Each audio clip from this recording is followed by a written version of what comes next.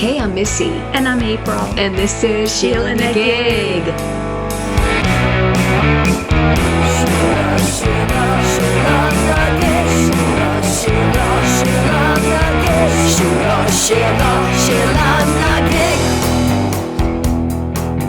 Hey everybody, welcome.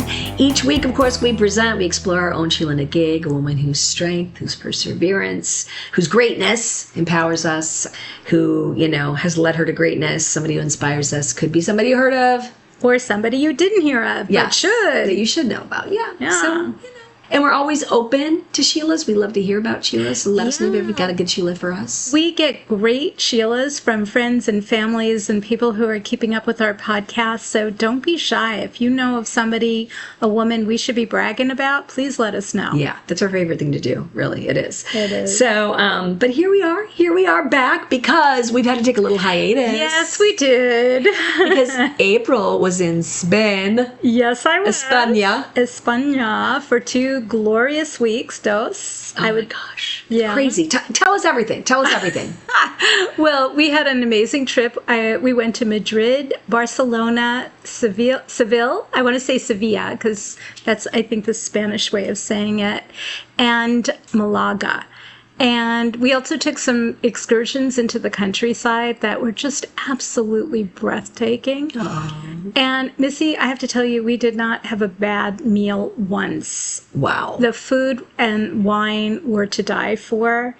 The people were so warm and lovely. There are a lot of places in Spain where they don't speak English, but everybody was warm and friendly and accommodating.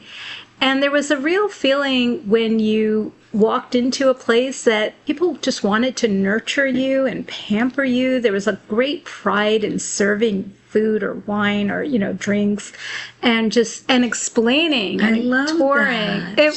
She kept sending pictures, and every picture she had some kind of bubbly, beautiful beverage in front of her and some bread, Yeah, like she looked really happy in every picture. I was like, April looks so happy. Oh, it was the best. And Malaga was on the sea, and we were going to do some excursions, but we canceled them all and just laid out by the sea. Why not, right? Oh, it was just great. And you were there with just your hubby? Just my hubby, no children this time, and it was perfect. It was really our best trip ever. Did you get to renew your vows on the beach, or? We didn't renew our vows. We mostly talked about life, our future, reflected back. It was a very beautiful. Did you hold hands?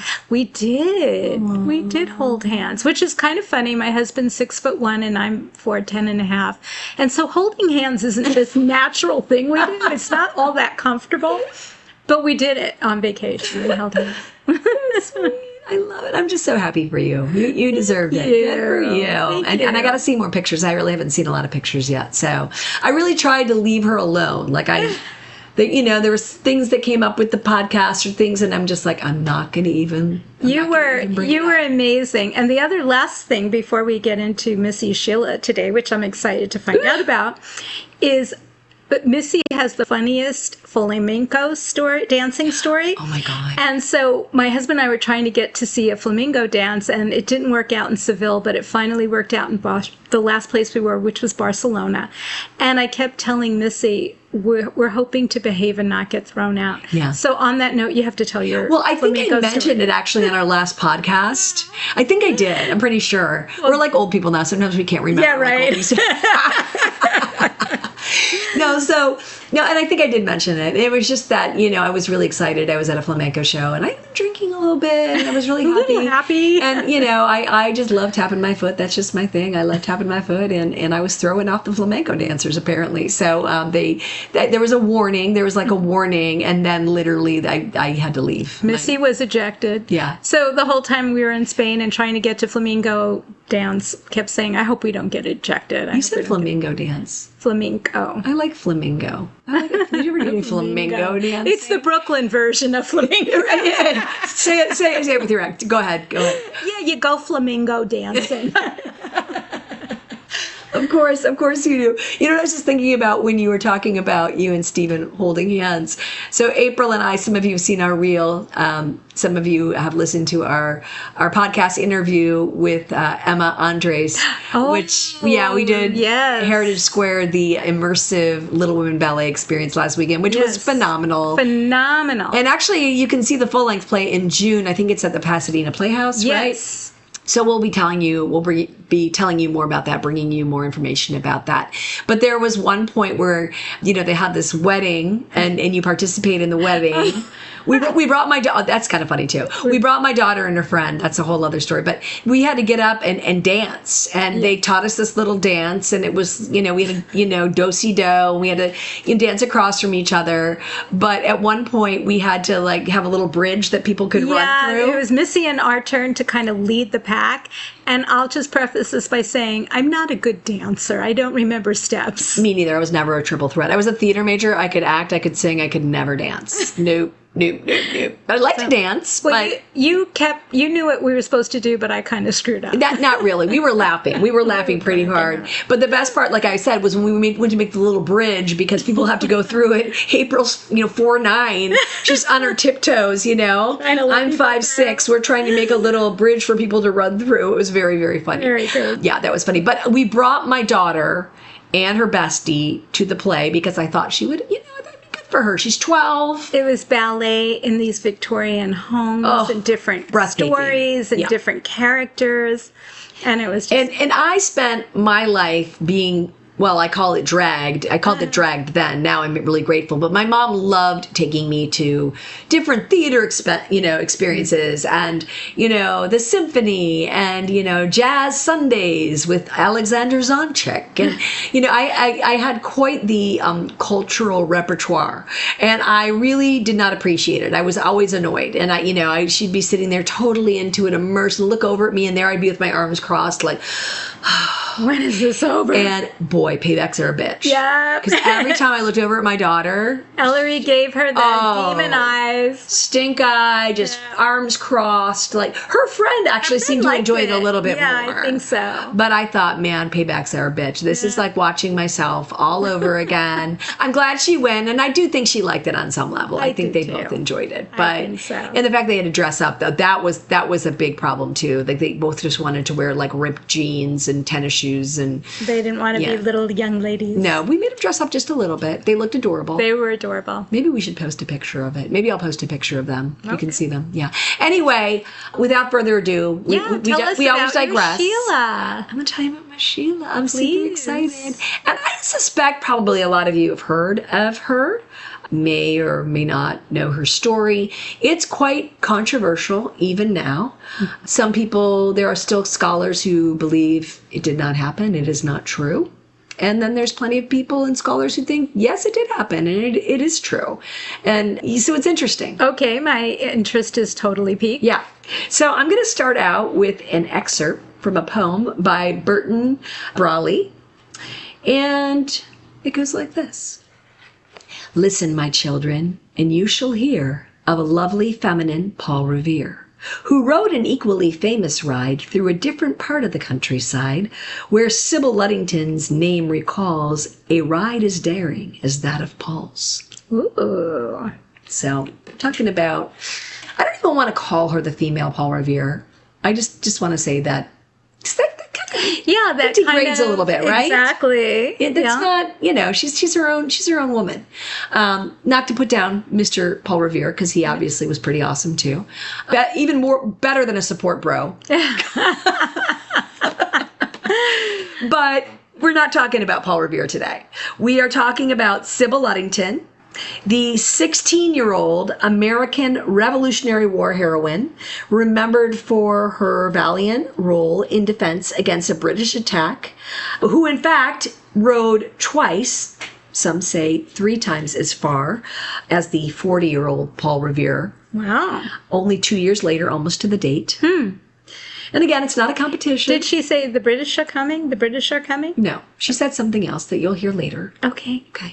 But I say that. I say she drove, some say twice as far, some say 3 times. She was 16. Paul was 40, but it's not a competition. I'm glad it's not a competition. But guess who's winning? No, again, they both had amazing contributions, and they shouldn't, necessarily even be compared. But, what's frustrating is that one gets lots of credit and is a household name in American history, and one is not. And isn't it ironic? One is male and one is female. Oh, wow. Wow, April. Such a coincidence. Yeah, right? And has anybody ever questioned the validity of Paul Revere? I don't recall. I don't think so. But anyway. So, Paul Paul Revere rode those well-traveled country roads near Boston, you may recall. And Sybil, on the other hand, rode in the pouring rain through dense woods that harbored both cowboys and skinners, which we will get to. Yeah. She had a very dangerous ride. And also, and I keep saying we're not comparing her to Paul Revere, but I am a little bit, just because... Everybody knows his story. He was one of 3 men who took on the mission, and he was actually arrested before he completed his ride. Sybil made her journey alone, and she completed her ride. So she actually completed a successful full ride, and Paul Revere didn't. Not that we're comparing. And again, God bless Paul Revere. I am not dissing on Paul. He did a very brave thing too. But I'm just setting it up here so you can see. Well, the SheelaNaGig podcast is all about women who didn't get their due, and it's sounding like Sybil did not get her due. There we go. Right. Okay. Right. You're just doing your job. I'm just doing my job. Yeah. So her actions, they're a testament to this vital role that women played in revolutionary history and the war. And unfortunately, a lot of those women did not get their due. Many of them, dressed as men so they could fight. They certainly were doing a lot behind the scenes as well. I mean, it's countless, and yet we don't really hear about them, unfortunately. No. We really don't. It's kind of funny because I reached out to my sister, Jenna, and asked her, because when I was in 3rd grade, that was 1976. So that was the big bicentennial, 1776. It's like the big deal. And we were part of this parade, and we dressed up like soldiers. And we had this Thomas Jefferson. I remember he was a mannequin. Like, we had a mannequin, and her friend's dad, who was an artist, like, painted his face. And we had him in a wagon, and we pulled Thomas Jefferson in the wagon. Oh my goodness! And we were all, had like bloody rags around our heads. We were dressed as soldiers. It was it's quite this. I was dressed actually as a little Minuteman. And it was very fun. I remember. So I reached out to my sister and said, "Hey, do you have any copies of those pictures? Because I thought that would be kind of fun to post." But, that would. Yeah, but we couldn't find them. But it was a lot of fun. Yeah, back in those days. But anyway, again, I'm Mr. Revere. You had a hell of a ride. So let's get on to know Sybil Ludington a bit more, since we already know Mr. Revere pretty well. So. The Luddingtons were early settlers in New York. They originally hailed from Connecticut, and Sybil was born on April 5th, 1761. She was the first of 12 children to Henry Luddington and Abigail Knowles, who were actually first cousins. Oh, interesting. It's a little weird. Yep. But, of course, rabbit hole here. Right. Real quick like. Quick rabbit hole. Yeah. Go for it. It's not that uncommon, I guess. And I guess it's still not that uncommon. Aren't there some genetic concerns about that? I'm going to tell you about that, because I had to look it up, of course. Of course. It's actually still legal to marry and have children with your first cousin in 19 states, including California. Who knew? Yeah. I have to say, I did not know that. That's interesting, right? Very. And apparently, if parents are unrelated, their chance of having a child with birth defects or disabilities between 2 and 3%. And if the parents are first cousins, the chance is just a little higher at 5 to 6%. Okay, that's. But I had no idea. So thank you for the rabbit hole. Yeah, that was interesting. There you go. Yeah. And apparently, it worked out for Sybil's family, because they did have 12 kids. They didn't stop at 1. So things must have just been, Talk about fine. big sister syndrome. No wonder the gal outran Paul Revere. Yes. And did it 2 to 3 times. Yes. And completed her mission. Yeah, exactly.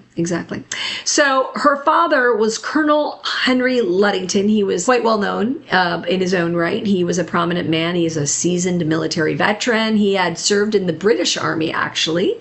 However, at the time of the emerging American Revolution, he was living in the U.S. and he switched his allegiance and had firmly taken up the American patriot cause. He was also a farmer and a miller, and he owned about 229 acres of undeveloped land in New York State. And in spite of the demands of his mill and his farm and his family, he was also really diligent in fulfilling his civic and military duties. So, unfortunately, Sybil never attended school as a child or even in her lifetime due to those increased conflicts and a lack of, peace in the United States. It wasn't necessarily safe for kids to be attending school at that time, and many people failed to acquire education during that American Revolution because, again, that environment just wasn't really conducive in terms of offering educational programs. So Sybil received a basic education at home, as many children did at this time, likely focused on practical skills and, knowledge, relevant household duties, community duties. Her parents were far from poor, so though free from many of the hardships other girls of her time did face, she was still expected to learn to keep a kitchen, keep a garden, how to cook, how to clean, sew, mend, and to care for children. Well, with that many siblings. In other words, 11 of her siblings. Yeah. Right. Yeah. So she actually had a very prominent role in helping to raise those 11 other siblings. But the other thing she loved to do on her free time, or in her free time, I should say, and it wasn't that often, but she had a horse named Star, and she loved her horse. So she loved to just ride her horse everywhere, through the countryside, into the woods, into town for supplies, across, the farms. And there were some trails around her home. So when she was not at home with her family, she could be found riding her horse. She loved that horse. And over time, she became quite a skilled horsewoman. And she was always known for having a very adventurous spirit. And she was also described as being a very caring and responsible child that was very helpful to the family on a daily basis. So she was a good kid. Good kid. Good kid, that Sybil Ludington. Like our kids. Yeah. Good kids. Yeah. We do have to pay my son $10 to babysit. We're not being sarcastic. Not an hour for the evening. For the evening. That's impressive. My kids were 6 months apart, so they didn't babysit each other. Wow, I guess not. Although the girl's always more mature. That is definitely true. No slight to you, Sam Grossinger, but... Yeah, no slight. Okay, so anytime she got a chance, she was out riding her horse. So she developed kind of a knowledge for the area. And in her teen years, Sybil's father, Henry, commanded and volunteered to lead the local militia as, the war and the British loomed. And he eventually was promoted to colonel and became an aide also to General George Washington. Her father was considered one of the best colonels in the American Army, and because he wanted to stop the cowboys and the loyalists and the Skinners, they were all out to kill him. Oh. So he was kind of on the kill list. And he knew it. So he had to be very careful. And was he concerned about the safety of his family? Yeah. I mean, he was concerned about, yes. And that was another thing I had kind of read, too, is that, Sybil also was kind of responsible for helping to keep her family safe. So she was also, very often when she was riding, she was on the watch. She was out, is anybody suspicious? What's going on out here? So that she could kind of keep the family abreast of anything suspicious going on. That makes sense. Yes. So real quick, let's talk about cowboys and Skinners. Okay. If we must. Yes. Because, I didn't really realize they had cowboys in upstate New York. I didn't either. But apparently they did. They called them cowboys. Okay. And they were described as pro-British, and they plundered farmhouses and stole cattle. That's what cowboys did. Is that why I'm they using call my them air quotes? Cowboys. Stole cattle. Yeah. And the Skinners were American-British patriots. They were dangerous bands of men who terrorized the countryside, and they also robbed and killed innocent victims and molested women. Oh. Yikes. Horrible. Yeah. So there was some, some sus shit going on. I would say for sure. So. Yeah.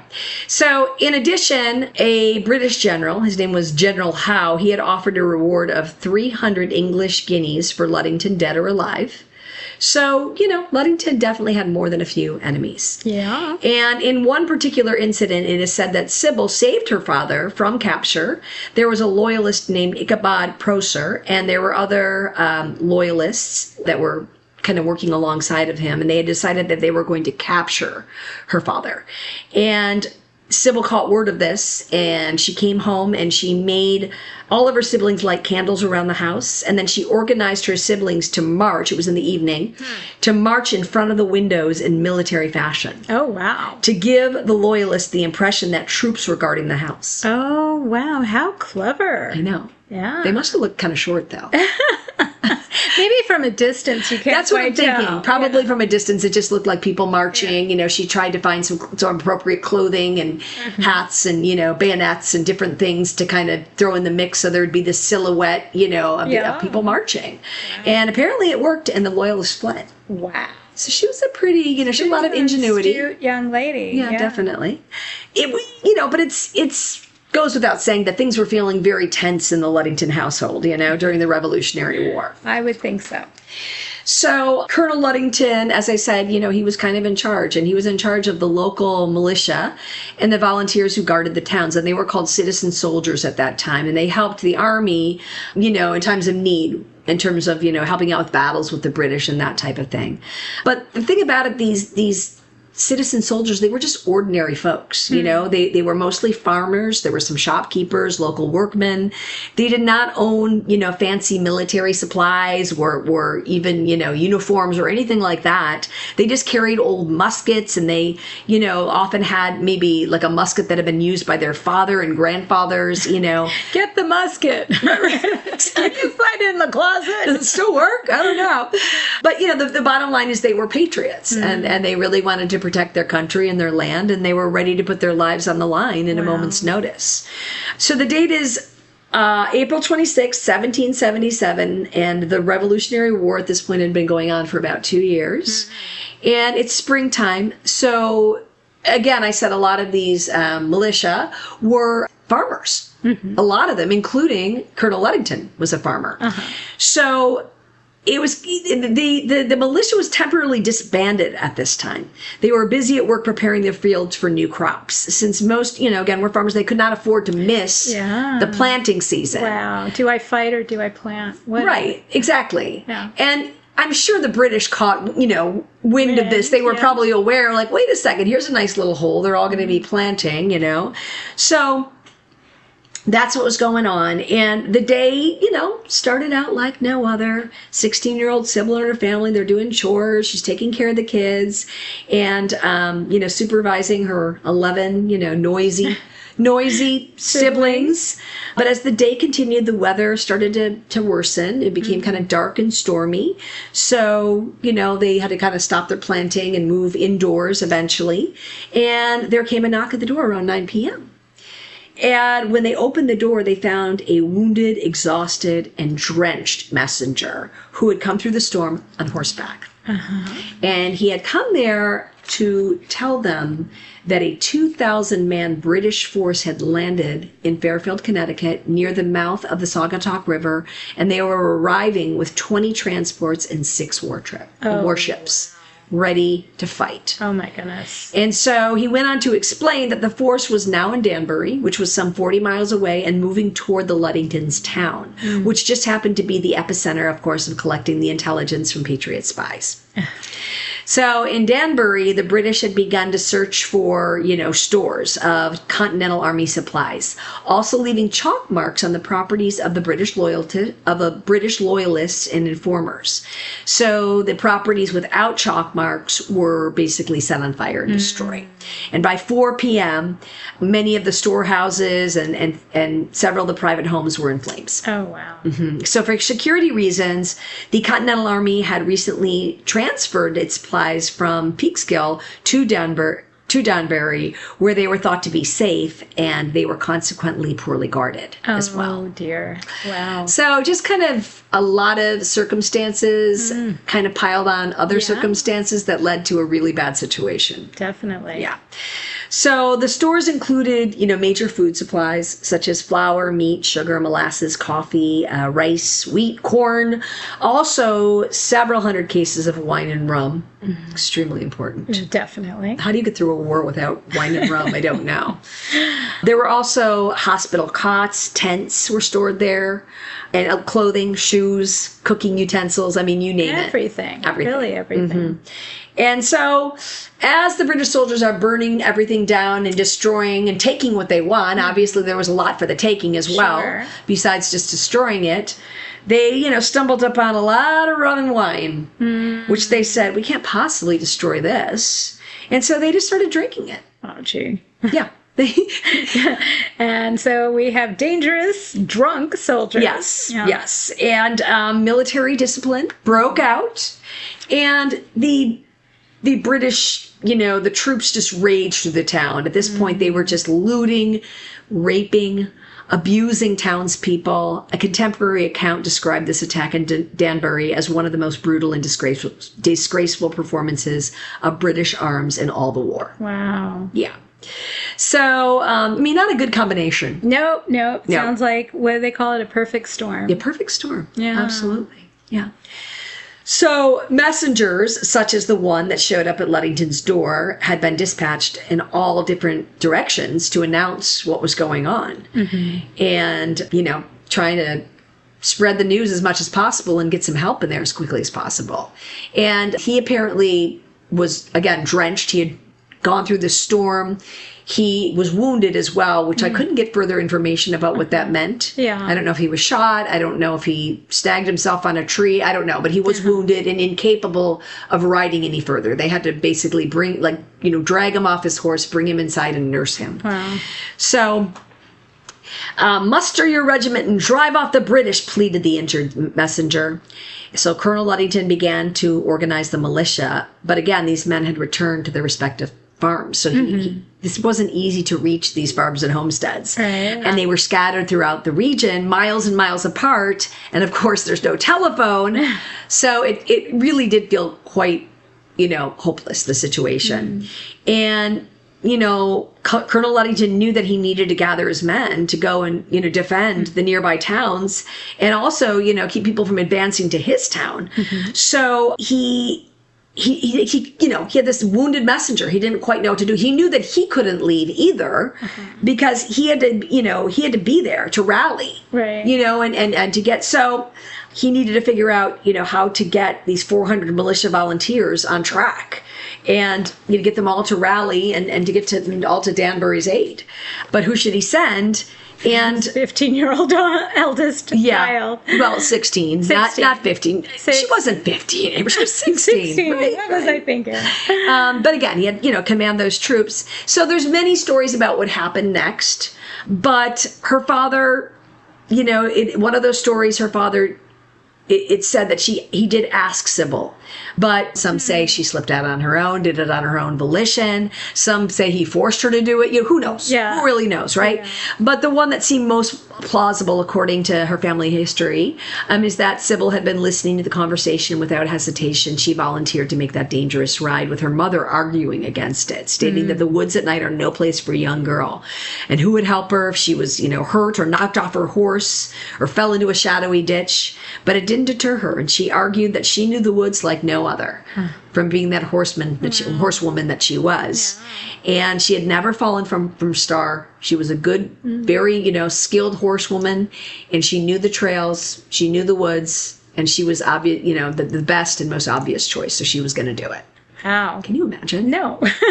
And it's pouring rain. Very stormy, thunder, lightning, really bad storm. She's like, yeah, I'll do it. So she told her mom, I can do this. I know I can. And the colonel thought about it, and he ended up convincing his wife to let her go. She then famously said, I can ride as well as any man. Go, Sybil Ludington! Right, Sybil. So without further ado, she donned her hooded coat and her father's musket, setting out into the rainy and treacherous night with a sturdy branch by her side, atop her horse Star. Wow. She figured she could use that branch to whack on the doors of the homes to rally the troops in the dead of night, because most of them, of course, would be sleeping. Right. And she didn't necessarily want to have to get off her horse. So her plan was just to kind of just start banging on all the doors with the branch she had, and that it would save her, valuable time. And she apparently had no lamp or torch. I'm not sure why not. But she was, guided by moonlight, and she had her memory. Maybe she didn't so that she wasn't detected. Then she could do that. That's a good point. That is a good point. You think of everything, April. Oh, I don't know about that. I'm thinking, don't go, Sybil, don't go. So although, again, we talk about that she knew the woods and stuff, she knew the woods to a certain extent. Yeah. I don't think she had ever traveled this far, 40 miles. I don't think she had ever traveled any 40 miles. But, she had a good idea at least, around town, getting out of town. So she knew, the lay of the family's farm, and she knew also where her father's men lived. Because apparently she had accompanied him before, visiting the militia and such. So she did know where a lot of them lived. So that was in her favor, too. And that information, served her very well. And she went on to warn neighbors in Patterson. She continued into the neighboring towns of Carmel, Mayapack, Kent Cliffs, Peckville, Farmers Hill, Stormville, and then back home, all while yelling, "The British are burning Danbury! Muster! At Luddington's! At daybreak!" That's what she said. She didn't say the She British had more to say. Yeah. "The British are burning Danbury. Muster at Luddington's at daybreak." All right. That's what she said. So some accounts indicate that a church bell was rung in Carmel after she gave that alarm, and that a man offered to accompany her on the rest of her ride. But these accounts claim that she declined his offer, but instead dispatched him eastward to sound the alarm in Brewster. So, and it's even said that at one point during her ride that a dark figure, a Skinner, jumped out of the woods demanding money, but Sybil grabbed her musket, pointing the barrel at the man, telling him she would shoot if she had to, which was enough to send him on his way. Well, very good. Boy. So she rode all through the night, all through the driving storm, traveling again more than 40 miles, just to make sure that all were alerted to the British menace. The ride was said to have taken her at least 8 hours. And she returned home at daybreak. She was drenched, having given nearly the entire regiment of 400 Colonial troops the order to assemble. And they had gathered and were now ready to march. Wow. So impressive. That is so impressive. So while Colonel Luddington's troops, of course, at this point, were not able to save Danbury from being burned. It was pretty well gone at that point. They were able to join forces with the Continental Army at the Battle of Ridgefield the following day. And even though they were badly outnumbered at that point, the Americans succeeded in chasing the British from the area. And the American forces drove the British troops back to the British fleet at Long Island Sound, halting their advance and protecting more American cities from the attack. And that British raid also led to a surge of support for the Patriot cause, and 3,000 local residents joined the Connecticut Army of Reserve soon after the British sailed away. My goodness, wow. So it was quite significant. Quite a success. Definitely a turning point and a significant point in the Revolutionary War. And the British, it said, never attempted again an inland raid after that. Wow. This was just one of the many conflicts fought that ultimately led to victory and independence for those colonies.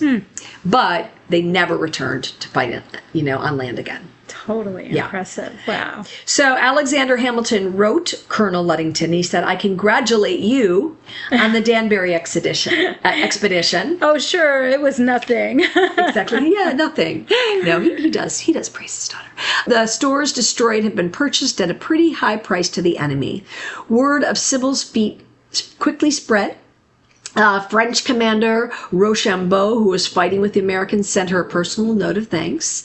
And it said that George Washington himself was said to have found where Sybil lived and to have visited her in person to give her a personal thanks for her service and bravery. And around that same time, Fredericksburg, New York, the city where Sybil lived, was renamed Ludingtonville. Some say this is due to Sybil's legacy. Some say it's her father's. Some say both. But I'm going to go with Sybil's legacy. And that gets my vote. I like that, yeah. But again, despite Sybil's historic ride, other than what I've mentioned, she received little attention at the time.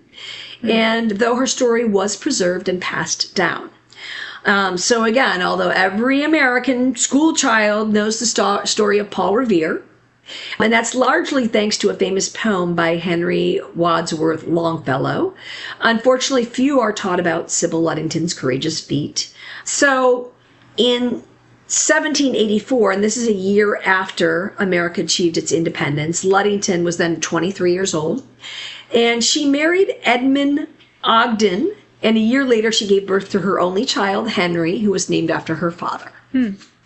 So some accounts claim that Ogden was a lawyer, while most research indicates that he actually operated a tavern. Lawyer, taverner. Yeah. What's the diff? Yeah, that's the difference. Yeah, I love that. But he was also a hero in his own right because military records showed that he enlisted at Weston, Connecticut in 1776, and he actually served 2 stints in the Army and 1 in the Navy. Wow. So he was another militiaman. And the family then moved to Catskill, New York in 1792. I should say her family, her now family. And that's where Edmund did go on to purchase and run a tavern there. So he could have been a lawyer. Yeah, he could have been, yeah. And he could have become, who knows? Who knows? Stranger things have happened. Definitely. But sadly, yes. There's the word sadly. Her husband Edmund died of yellow fever in 1799, and Sybil at that time was only 38 years old, leaving her with her 14-year-old son, Henry, to raise on her own. And at that point, she obtained an innkeeper's license and used her husband's inheritance to purchase a tavern of her own. Although, again, some accounts say that she purchased her own tavern, but others suggest that she took over her husband's tavern. Hard to know which was which, but the bottom line is that she was a woman and she sought to have an innkeeper's license, which was unheard of at that point. Go Sybil. Yeah. And she actually proved to be a very savvy and respected businesswoman and did very well running the tavern. And she earned enough to send her son to law school. Wow.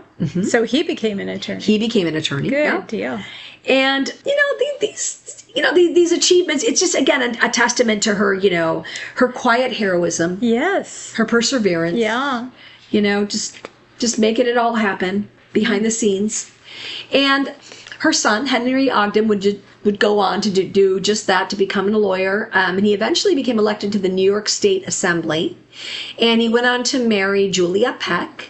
But with her son at this point still being a rookie lawyer and not making enough money to purchase a home, Sybil decided, you know what, time to sell my tavern and move in with the family and help out. She was ready to kind of retire from tavern life, and she decided she could buy them a house. I'm exhausted after her ride. I know, exactly. I know. She bought them a house. She bought them a house. Basically, she was able to sell her tavern for almost $3,000, which is about $104,000 today. And that was 4 times the buying price of $732 that she had paid for it. So she did really well. She did well. Yeah. That's always... So it was in 1811 that she purchased a home for Henry's growing family and herself in Unadilla, New York, where they could all live together. And then Henry and Julie went on to have 4 sons and 2 daughters. And in 1817, Colonel Luddington passed away. Oh. Yeah. His carriage fell off a bridge. Oh, dear. I know. That sounds like an unpleasant way to go. It does. It does. It sounds really sad. Yeah. Yeah. You don't really hear about that these days. No. Somebody's carriage going off a bridge. No. Not too often.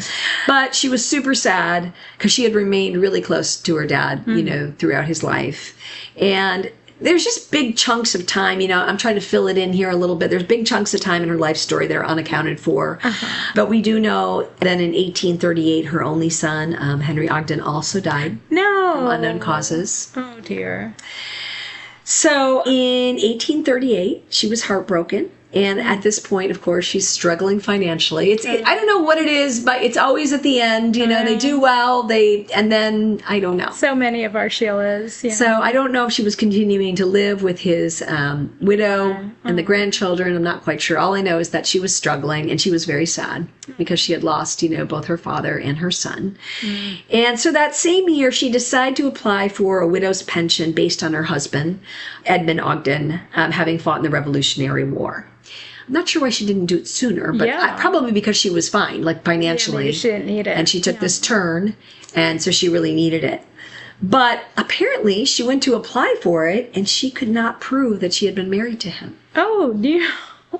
This woman's not catching a break. I know. So despite, she even had her sister write a letter saying that, that she had witnessed the marriage, and her application was denied because she couldn't produce an actual marriage certificate.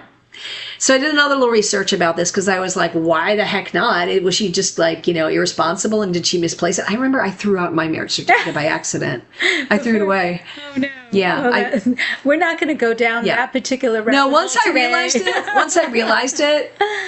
the thing about it is if you don't realize it, that's when you're kind of fucked because when you need it, I realized it pretty quickly. So we were able to reapply and get a new one. Yeah. But probably she didn't even realize she didn't have it, maybe. I don't know. But like I said, I did a little research. And in the 1700s, in the late 1700s and into the 1800s, marriage was primarily a religious and a social event. So it was more about kind of the church and the local community attending and saying, now you're married, as opposed to the government. So also, the church registries that they did have were kind of ill-kept. There were some records. I think they'd be a little more lenient since you would think so, right? Yeah, you would think so. So there were some records of marriages and formal marriage license and certificates, but certainly not as we know them today. And they were never consistently used or required until after the 19th century, apparently. Wow. So hence the situation at hand. Now, here's the really fucked up thing. Yeah. Sybil didn't attempt to claim her ride either as justification for a pension. Oh, no. Her own ride. Her own ride. Which surely should have served as some kind of would think so. testament to deserving a pension. Right. Oh, my God. Oh. And she didn't seek any other forms of financial support either. Oh. So sad. So just a year after the death of her son, February 26th, 1839, at age 77, Sybil Ludington sadly died in poverty. Oh. Like many of our Sheelas. I hate that. I know, I do too. I hate that. Wow. But she was buried next to her father at the cemetery in the city of Paterson, New York, and her tombstone stands to this day. And her story may have been all but erased if it wasn't for her nephew, Charles H. Luddington. Vincent d'Aquino, a historian in Mohopac, New York, is the author of 4 Luddington books, including 2019's Patriot Hero of the Hudson Valley. He unearthed a trove of Luddington documents, including an 1854 letter from this nephew I'm talking about, Sybil Ludington's great-nephew, asking that his Aunt Sybil be recognized at an upcoming ceremony for Revolutionary heroes, and then citing her story. This is the earliest known account of the episode. Wow. It's notable that Sybil's story surfaced early in the colonial revival period during the patriotic upwelling that accompanied the Revolutionaries' War Centennial. As indeed, though the details of Paul Revere's ride are much more established, he didn't truly become famous until around that same time. Oh, interesting. And as a result of the Wadsworth poem, actually. So amid this surge of public enthusiasm, it said that female folk heroines from the Revolution began to assume kind of a special place in the American imagination. It was following this sentinel that the tale of Betsy Ross and her first flag began to circulate, while old family stories took on fresh resonance. So Sybil's story also went on to be mentioned in an 1880 work on the history of New York City by local historian Martha Lamb. It was a book named History of the City of New York and its Origin, Rise, and Progress. Lamb said that she had gotten her information about Sybil Ludington from her family and had used a wide array of correspondence and interviews with private individuals, as well as genealogical references, as certainly she believed its validity at the time, because she felt like she had done the research. And by the way, just going back for a minute, I mentioned Betsy Ross there. Yeah. Mm-hmm. So there's a whole controversy around Betsy Ross as well. Really? Oh, yeah. Wow. Nobody's catching a break. April, I challenge you. Yes. Betsy Ross. Betsy Ross. We'll talk about that. We'll talk about that in a minute. Okay. But anyway, so it wasn't until 1907 that Sybil's story would truly surface, when two of her grandchildren published the account of her ride found in Colonel Luddington's personal journal. Mm-hmm. Colonel Henry Luddington's memoir claims to quote, "One who even now rides from Carmel to Cold Spring will find rugged and dangerous roads with lonely stretches. Imagination can only picture what it was a century and a quarter ago in a dark night, with reckless bands of cowboys and skinners abroad in the land.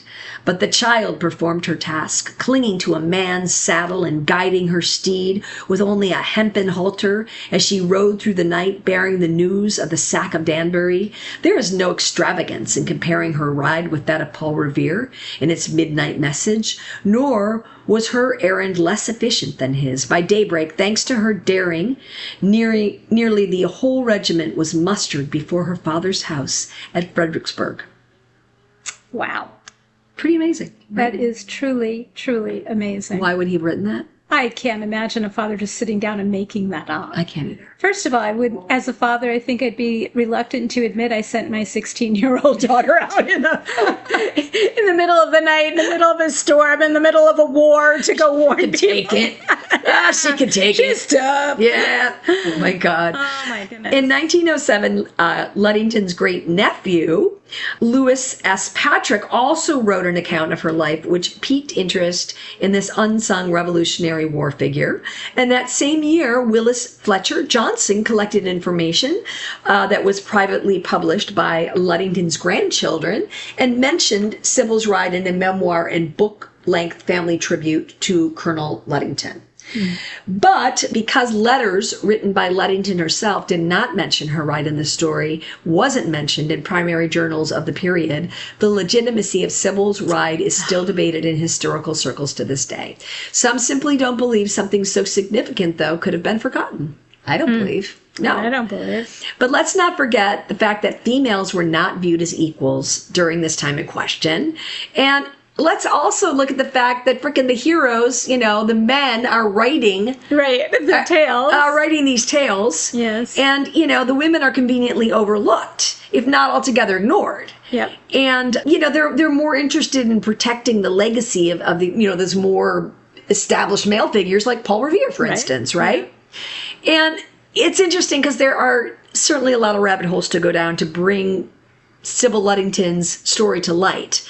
But of course, that's I realized, as I was doing this and as I was going down these rabbit holes, that's our job as a podcast journalist. Yeah. We have to be investigators, especially when a story is controversial and not properly documented. Definitely. Because, and that's what's really interesting. Mm-hmm. I find that highly fascinating.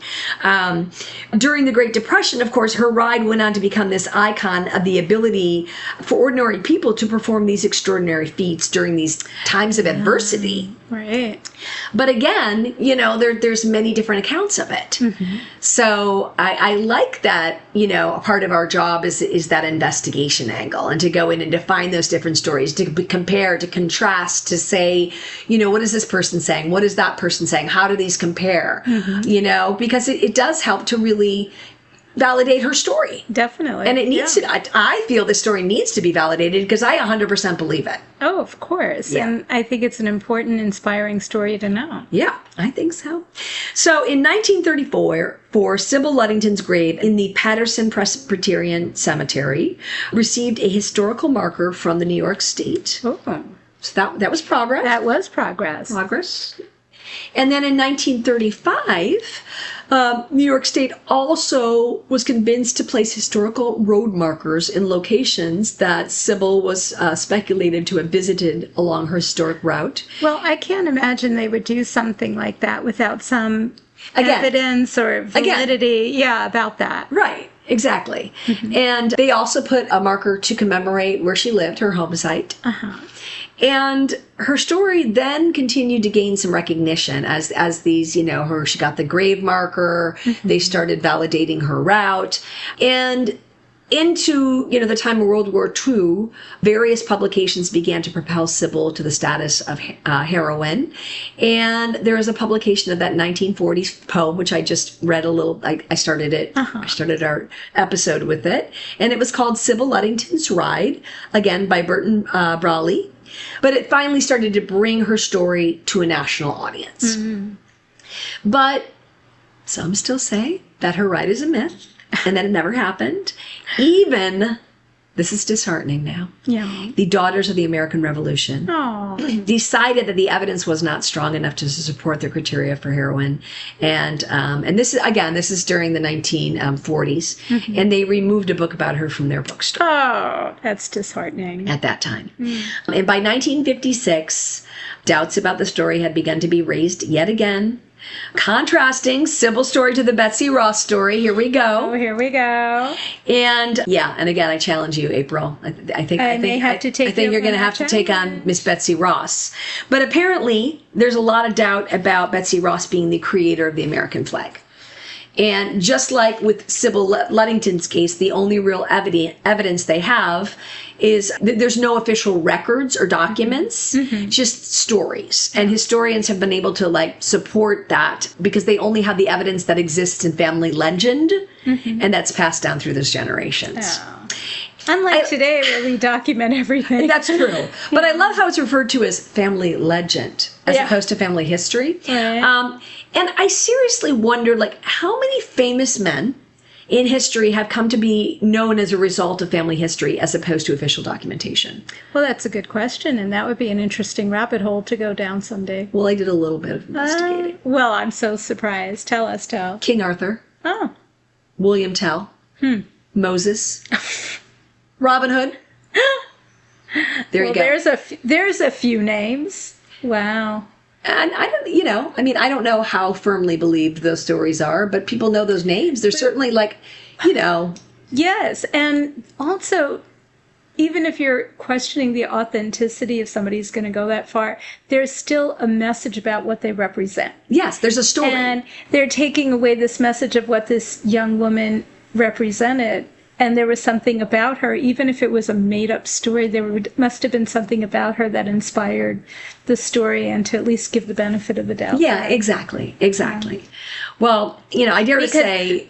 we know historically that her mission was successful, and that they were successful in beating back the Brits. Yes. They do know that. Somebody did it. So it happened for some reason. So somehow and certainly if it was a man, they would have tooted their own horn. Yeah, and there would be some kind of written documentation about it, right? Exactly. Yeah. But we know the farmer militia did show up, and and so somehow they knew to get up and be there. Somebody did it. Somebody, yeah. I say Sybil Ludington, but I dare to say there's plenty more, too, of those cases that. Where I'm sure there hasn't been sufficient documentation, and it's a man and nobody bats an eye, right? But I think simply because they are men, they are considered more credible than women. What do they always say about the word history? It's his story. Oh, I love that. I hate that. I love that. You're totally right, right? Yeah. Yeah. Lastly, as we already know, women weren't blowing their own horns like we just talked about, right? Yeah. In fact, I looked up what were virtuous personality traits for women during the late 1700s. Oh, this should be good. Modesty, number one. Modesty, cheerfulness, patience, and chastity. Modesty, number one. Patience, what was the other one? Cheerfulness and chastity. Cheerfulness and chastity. Sounds just like me. Of course. And you. Of course. Yes. But all I can say is, like, fucking don't even tell me that, like, some dude was there with needle and thread and creating the American flag at that time. That's a whole nother... Yeah. I again, like, don't even fucking tell me that. Don't. So, April, I do encourage you to go down to Betsy Ross. I didn't know Betsy Ross's history was questioned. This is the first I'm realizing it. I grew up with she created the American flag. Right. That's my story, and I'm sticking to it. Right. So April's going to fill us in about this in a future episode. I command you. I can't command you. I challenge me. I challenge you. I challenge you to this mission. Okay. The Betsy Ross mission. Okay. One more thought on this subject. Yes. Going back to Pocahontas. Yes. Let's talk about the history of Indigenous people based on storytelling over a course of generations, right? Does it make it any less credible or legitimate that it wasn't written down? That, like, we know that John Smith and others were spewing lies onto paper, paper and pen, but they were all freaking lies. So who cares? Does that make it legitimate? Really? No, it does not. So it's just frustrating because I was thinking about same kind of thing. It's like, how is storytelling passed down from generation to generation any less legitimate than some freaking liar spewing it out with a paper and pen? Right? Well, yeah, that's kind of the, I think there's a saying, if it's written, it looks like it's more credible. That just has a face validity that a story doesn't. I'm not defending that. I know you're not. It's just... But anyway, I digress. In 1961, the Enoch Crosby chapter of the Daughters of the American Revolution in Carmel, New York, commissioned renowned artist and sculptor Anna Hyatt to erect a bronze statue of teen Sybil atop her horse named Star, screaming and waving the stick she used to knock on doors, alerting the soldiers with. Although there continued to be a lot of controversy surrounding Sybil Ludington, including even the proper spelling of her name. Don't even go down that rabbit hole. But again, just before the bicentennial of the American Revolution in 1976, Sybil Ludington was adopted as a symbol by the National Women's Party for use in campaigning for an Equal Rights Amendment. Yay! And in 1975, Ludington became the 35th woman to be honored on a U.S. postage stamp that depicted her on a horse, issued to honor the unrecognized heroes of the Revolutionary War and contributors to the Cause series. Wow. So that's pretty cool. That's pretty cool. And, it's interesting because I mentioned Daughters of the Revolution. Apparently, her local chapter in Carmel, New York, had always kind of backed her up. It's just that the national chapter had never really signed on. Gotcha. So, yeah. Makes sense. In 1975, Michael Pollock wrote in the New York Times that, quote, many children's books treat this account as historical fact, although the Putnam County historian indicated that there's no solid evidence that Sybil actually made this ride. Oh, those naysayers.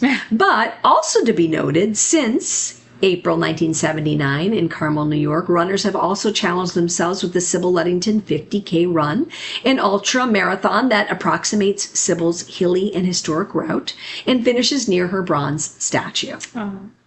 So it's like she's celebrated and diminished all at the same time. Exactly. One step forward, 3 steps back is kind of that's what I was finding. I would find a date, and then I would find something that happened that same date that was something that was negative publicity. And then I would find something the next year, something positive, then something negative. So it's kind of been this constant back and forth. Yeah. In the 1980s, Sybil Ludington represented the growing feminist movement, highlighting the way that women's roles in history have been forgotten or downplayed, for sure. Yeah. And when those tales compared her favorably to Paul Revere, the story unfortunately became to be attacked as fraudulent and feminist-based. Wow. But again, here we go into the 90s now, 1995. The National Rifle Association, the NRA, created the Sybil Ludington Women's Freedom Award to honor Sybil Ludington's memory and the bravery of women who championed the Second Amendment and the values of the NRA. She did have that musket. Okay. Yeah. So, again, getting back to the Daughters of the Revolution, If we must. If we must. In 1996, again, they said that the evidence supporting Sybil Ludington was not strong enough to support their criteria for a war heroine. They refused to put a marker on her grave, establishing her as a recognized patriot. They came around eventually, which is good. They did. I'm getting there. Oh, I'm getting there. Get there. We want a happy note. We want a happy note. I know. And in 2003, though, they eventually changed their mind. And they decided to recognize Sybil Ludington. I wonder what took them so freaking long. But they still have not added a DAR historical marker to her grave, as far as I can tell. So it's kind of funny as I was working on this. Yeah. One of my best friends in the whole world, Beth Redman, is a daughter of the Revolution. So did you tell her to go straighten this out? She's a very active member of the DAR in Michigan. And I sent her this text. What the hell's going on with the DAR? With you? Get this done. Yeah, why hasn't... She did defend the DAR. She said, no, we're completely in belief and support. And I'm like, well, unless I'm mistaken, because I could be mistaken. And tell me if I am DAR, or whoever's listening, tell me if I'm mistaken. Maybe by now they have put the marker on there. I just couldn't find evidence in my research. I'd love to hear that they have. But... Let's see what happens as a result. I just want to say that there was a highly regarded independent scholar historian who researches women in the press. Her name is Dr. Paula Hunt, and I'm going to quote her, and she says, "In the end, Sybil Ludington has embodied the possibilities, courage, individuality, loyalty that Americans of different genders, generations, and political persuasions have considered to be the highest aspirations for themselves and for their country. The story of a lone teenage girl riding for freedom, it seems, is simply too good not to be believed. The stories of both Paul Revere and Sybil Ludington, the female Paul Revere, are primarily known through historical accounts that have been passed down through generations, often in written form. While the precise details of Ludington's rides have always been debated, her story is primarily documented through those family letters, historical accounts, and later publications." And again, Paul Revere's ride is actually most well known through the poem. It's written on paper. Yeah. But, but what is said, too, is that apparently Paul Revere did write accounts of his own ride. And that, of course, sealed the deal. She wasn't tooting her own horn. Guy. That's right. She wasn't tooting her own horn, that's for sure. Yeah.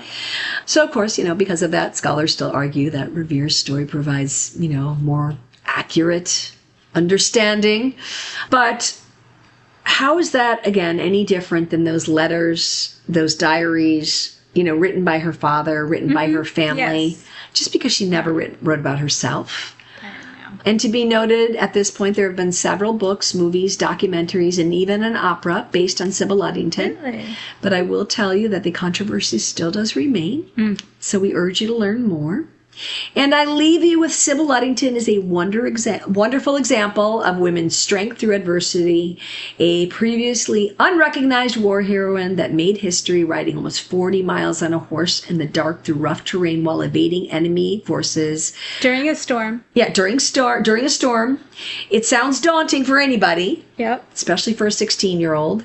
But she did exactly that. And she's an inspiration. She proves that nothing is impossible, no matter how old you are or what sex you are. And her story serves to remind us about the brave women and girls who also served their country during the fight for independence. Women and girls whose stories were often forgotten or left out of our nation's vibrant history. Thank you, Sybil Ludington. And thank you, Missy, for bringing her to life. Sure. So if you want to learn more, you should.